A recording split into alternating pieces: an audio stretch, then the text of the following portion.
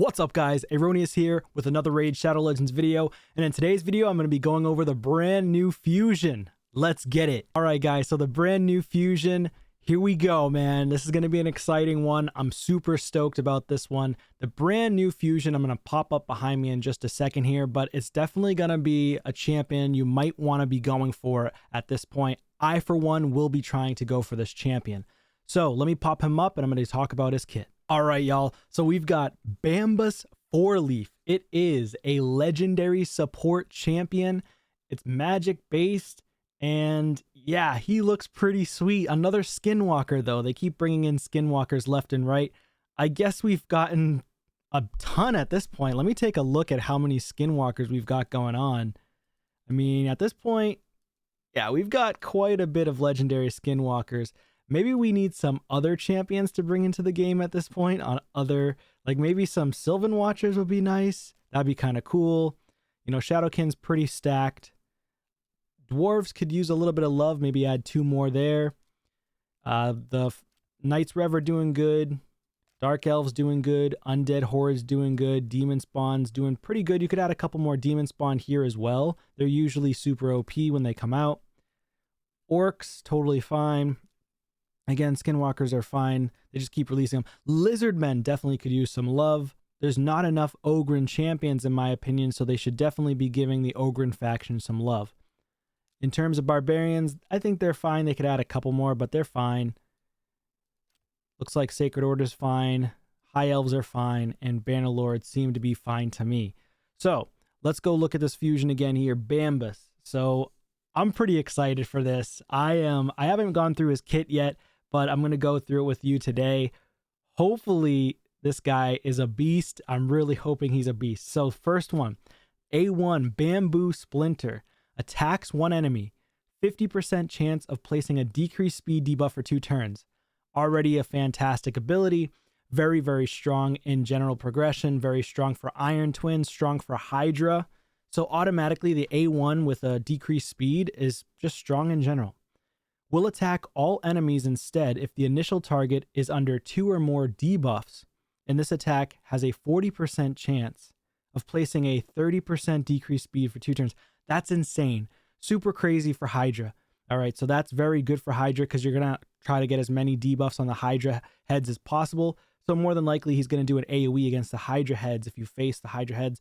You could also use him. I don't know if that's going to be great for Arena, but we'll see. We'll see what happens. He then places a sleep debuff on himself for 1 turn, and it can't be blocked or resisted. So that's kind of interesting. Placing a sleep debuff on himself. I'm wondering if his passive or something else removes the sleep, or if he does healing after he removes the sleep or something happens with the sleep. So on his A2, attacks all enemies. Before attacking, places a shield buff on all allies equal to 30% of their max HP, not his, but their max HP. That's the strongest version of shield for their max HP. So that's still pretty strong in general, because if you guys have the champion, what's her name? Oella, she does a 30% of their max HP, and it's actually extremely powerful. So don't sleep on that just because it says their max HP. Also increases the duration of all buffs on all allies by 1 turn. Pretty phenomenal. That would help with like Underpriest Brogni, or he could help with infinite comps if you don't have certain champions for an infinity comp. After attacking, has a 75% chance of decreasing the duration of all enemy buffs by 1 turn. That's nice. Even if the attack lands a weak hit, that's phenomenal. So for the Hydra heads, the head that places the poison cloud, you weak hit with poison cloud. So if they have a ton of buffs, if he hits a weak hit, will still decrease the duration of all enemy buffs by 1 turn. That's a phenomenal skill. Also increases the value of any shield buffs on all allies by 2% for each enemy buff that had its duration decreased by the skill. So far, his kit is reading and screaming out Hydra. It's really screaming out Hydra right now. This guy will be a phenomenal pick for Hydra in my eyes so far. But the skill also says that it'll place him asleep on himself. It can't be blocked or resisted. So that's the downfall. It seems like all of his abilities so far put himself to sleep once he uses his skills, which is kind of interesting. So still a good ability there. Pretty strong. I think his kit is somewhat similar to Emick's, not fully obviously, but the shields and then increasing the shields is similar to the previous fusion with Emick. But yeah, I mean, I guess I'm just concerned about the sleep debuff on himself. So let's go with the A3 then. Targets an enemy, first places a 50% increase accuracy and a 50% increase attack buff on all allies for 2 turns, then has a 75% chance of placing an Enfeeble. Oh, wow, this is the first champion with an Enfeeble. That's pretty sweet. I think, yeah, this is the first ever champion with an Enfeeble on a target enemy for 2 turns. The Enfeeble debuff cannot be placed on bosses, okay? Has a 75% chance of placing the 50% decrease accuracy debuff on all enemies for 2 turns. That's kind of cool. So he has a potential chance, and it books up to 100% to place the decrease accuracy on all enemies. So that's pretty sweet. Finally places a sleep debuff on this champion for 1 turn. This debuff cannot be blocked or resisted. So I feel like himself just putting the sleep on himself over and over and over, you might need something to wake himself up, right? So you might need like a blessing. So there are blessings that you can utilize that help to wake the champion up, or remove debuffs right when they take a turn, which I can go over those afterwards. The passive ability. 50% chance of transferring any debuffs placed on an ally to this champion while they're under a sleep debuff. Okay, that's why he has so many sleeps. Okay. Will not transfer block, revive, stun, freeze, fear, true fear, provoke, or petrification. That kind of stinks because those are all the strongest buffs or debuffs. So that's kind of annoying, but I guess it is what it is. At the start of this champion's turn, removes any sleep debuffs from this champion. Okay, so he wakes right up. That's pretty cool. Transfers all debuffs from this champion to the enemy with the highest resistance if a sleep debuff was removed from this champion by this champion's passive skill. This effect cannot be resisted.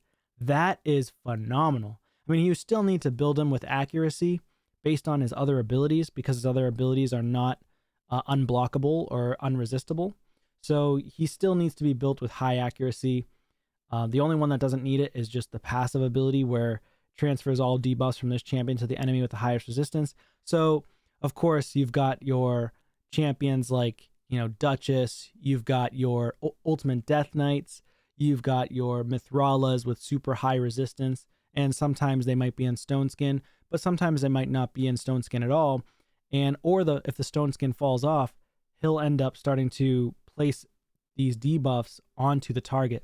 However, the one issue I'm going to see is if he's not fast enough to take a turn and he gets hit while he's asleep, then, he won't transfer. So that's kind of annoying. Now, the passive doesn't seem to have a cooldown, so that's pretty cool.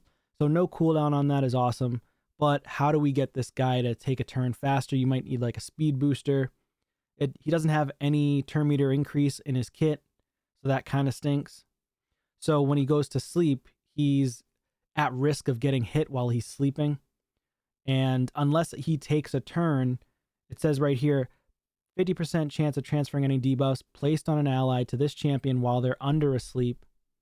Will not transfer block, revive. Now I'm wondering if that happens at the start of his turn, or if it happens right when he places a sleep on himself. The way that I'm reading this kit, this passive, is that once he falls asleep, I'm assuming all the debuffs from the allies, other than the debuffs that are listed here, will go on to him right when he goes to sleep.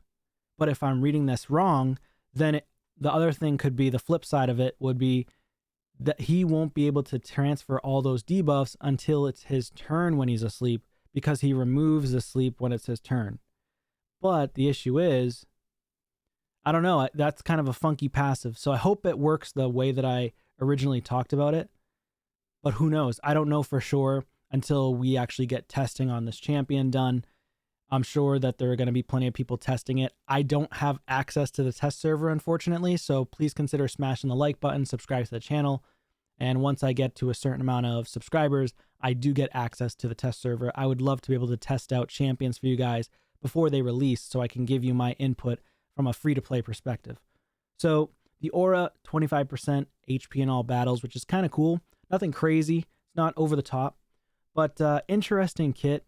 Definitely going to be a Hydra Champion for sure, with decreased speeds on all enemies and decreased accuracy on all enemies if you book it out. So that's very strong. So the increased accuracy, increased attack on all allies as well, super powerful. This is his strongest ability. And then the chance of placing the Enfeeble is awesome too. In regards to the Enfeeble debuff, all right, so it looks like after checking the content creator chat, Enfeeble is a debuff that basically makes it so you do less damage or do weak hits. So it's kind of cool that the panda, this guy is a panda, yeah, giant panda, does an Enfeeble on the enemy team. And if it's strong enough, then maybe, I'm hoping that it's strong enough to the point where if you have him in arena, for example, he could place that Enfeeble and the enemy team is just doing weak hits, or maybe the damage dealer is just doing weak hits against you, which is massive, unless they cleanse it. So it requires them to bring in a cleanser. So that's pretty cool. So yeah, the Enfeeble, definitely strong. Again, where is it? Okay, it's on his A3. 75% chance of placing an Enfeeble debuff on the target enemy for 2 turns. The Enfeeble debuff cannot be placed on bosses. Also has a 75% chance of placing a decreased accuracy on all enemies for 2 turns. Yeah, so it's only on 1 target enemy for the Enfeeble, and that's pretty cool. So if you place Enfeeble, I don't know, well, you can't place Enfeeble on bosses, so it doesn't really work against the Head of Wrath. I was thinking that in my head for a second there. But if you place it on a damage dealer, and he's really fast, and it basically makes it so that Georgid or Leorius or other champions cannot get that strong hit or critical hit on your team, which is massive, right? So he actually could be fairly decent in arena. Fairly decent. Nothing crazy, but he could be decent. So there's that. And then in terms of, what was the other thing I wanted to look at? All right, so I did want to take a look at the different blessings. Now that I can recall, I had to, jog my memory there really quickly. But basically, in terms of blessings that you could potentially put on that champion.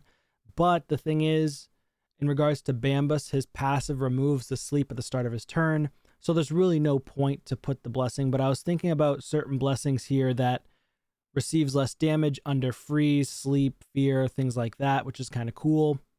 These are rare blessings, but they are tuned based on legendaries as well. So they do give additional stats for legendaries. And yeah, so you basically kind of go through, start of this champion's turn, has a chance of removing stun, freeze, sleep, provoke. This is the one that I was thinking about, was Chainbreaker, which gives defense, HP, and accuracy. Since you need accuracy on the champion, this is kind of doable, but the thing is, he removes it from himself at the start of his turn anyways, so you might not even need Chainbreaker to begin with. Anyways, let me know in the comments down below what you think about this champion, Bambus 4-leaf. He does seem like a pretty strong champion, especially in Hydra. And leave it in the comments down below what you think about the champion. And after you've seen and heard about his kit, are you going to be going for this champion? I, for one, will be trying to go for this champion. Although he's not insane, he is halfway decent. So yeah, I'm definitely going to be going for him. Thank you so much for watching. Subscribe on your way out, and I'll see you on a video soon. Take care.